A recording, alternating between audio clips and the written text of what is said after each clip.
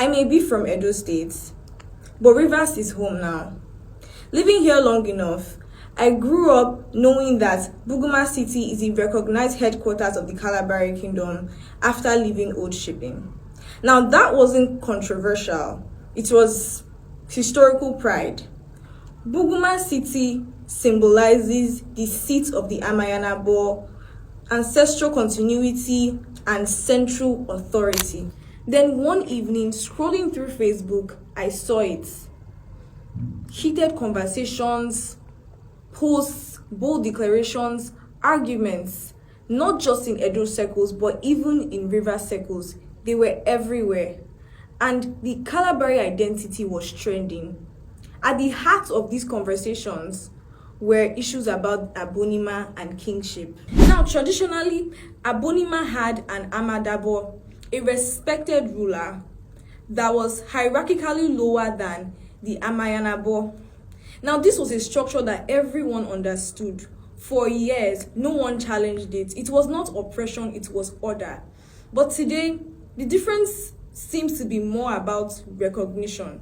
Living in Rivers has shown me that Buguma, Abonnema, Kula, Tombia, Bukuma, K all share the same cultural rhythm.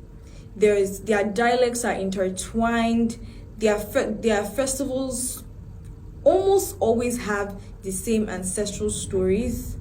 There's this pride in Kalabari Kingdom, and it is collective. So when conversations arise about Tombia Kingdom, Kula Kingdom, Bukuma Kingdom, and now Abonnema Kingdom, it doesn't sound like strangers breaking away. It sounds like communities redefining themselves.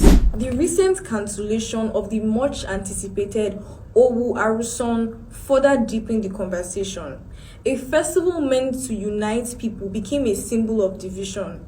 When culture pauses, people begin to ask deeper questions. From my view, as someone who loves the culture but wasn't born into it, this seems less like rebellion and more like reassessment.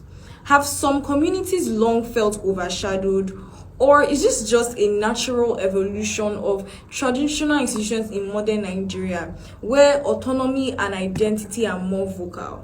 Social media has amplified emotions. What was once settled in council chambers is now being debated in public comment sections. Pride has become public.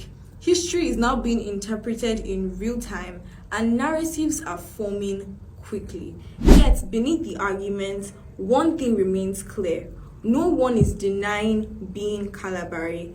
The root is shared, the ancestry is shared, the water that connects the riverine towns is shared. The disagreement appears to be centered on hierarchy, dignity, and how authority is perceived and recognized today. So the real questions linger. When did Buguma's central kingship influence begin to feel contested? When did other communities begin to feel like their status needed redefinition? Is this a fresh conflict, or is this just a quiet undercurrent going on for years and finally finding voice? As an Edo girl who calls Rivers home, my humble submission is this. Resolutions will not come from Facebook debates or emotional arguments. It will come from dialogues with council chiefs, elders, and respected rulers from all across different Kalabari communities. There must be a clearly documented historical framework that is agreed upon collectively, defining roles, recognition, and mutual respect amongst everyone in today's context. Cultural unity does not mean uniformity, and autonomy does not erase heritage. If Kalabari people can sit at one ancestral table and acknowledge shared roots and agree on structured coexistence, cultural unity does not mean uniformity, and autonomy does not erase heritage. If Kalabari people can sit at one ancestral table and acknowledge shared roots and agree on structured coexistence, then this moment will no longer be a crisis, but a recalibration. Because in the end, division weakens heritage, but consensus strengthens legacy.